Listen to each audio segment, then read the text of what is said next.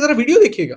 ہم نے ایک واقعہ سنا تھا نا کہ نبی پاک صلی اللہ علیہ وسلم جب گزرتے تھے تو بڑھیا کچرا پھینکتی تھی ہے نا. اب تمہیں دکھاؤں, وہ دیکھو انہوں نے مجھے بتایا, وہ 2 چھوٹی والی ونڈوز ہے نا, وہاں سے وہ کوڑا پھینکا کرتی تھی. یہ وہ والی جگہ ہے, یہ دیکھو وہ اوپر سے دکھ رہی ہے. سوشل میڈیا پر آئے دن نئی سے نئی خباثتیں سامنے آتی ہیں. ہم اللہ معاف کرے اتنا کر چکے ہیں کہ ہم صحیح کو صحیح اور غلط کو غلط کہنا جو ہے نا وہ ہم بھول چکے ہیں. ہم ایک چیز کو جس کو فالو کرنے لگ جائیں نا, پھر اسی کے پیچھے پڑ جاتے ہیں. پہلے تو یہ بے غیرتیاں کی جاتی تھیں کہ جی یہ فلاں کا فیس ریویل کر دیا, فلاں کا فیس ریویل کر دیا. یہاں تک کی چیزیں پہ تو ہم ابھی پریشان بیٹھے تھے. اب یہ نئی کہانیاں شروع ہو چکی ہیں. ٹکے ٹکے کے فلاسفر اٹھ کر کے جو ہے وہ دین کو بیان کرنے, الٹا دور زمانے داغ تخت چڑھیا پنگی, انا بیٹھا کجل پاوے گنجا دیوے کنگی. مجھے لگتا ہے کہ میں اس شعر کے ساتھ منسوب کر کے مشہور نہ ہو جاؤں. یہ بات میں نے غلط کر دیا نا, یہ والی بات کاٹ دینا شعر والی. یہ شعر کہیں میرے ساتھ منسوب ہی نہ کر دیا جائے.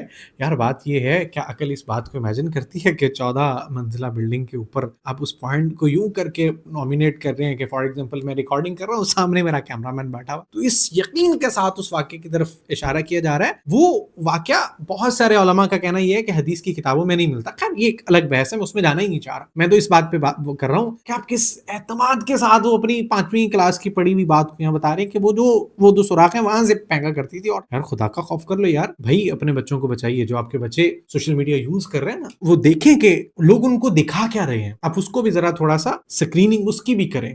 جو سکرین ٹائم ان کا ہے اس کو بھی آپ ذرا چیک اینڈ بیلنس اس کا رکھیں. خدا نہ خواستہ اس طرح کے دیندار لوگوں کے سامنے اگر ہماری اولاد آ گئی نا, تو ان کا بھی ایمان خطرے میں پڑ جائے گا. اللہ جل شانہ ہم سب کی حفاظت فرمائے.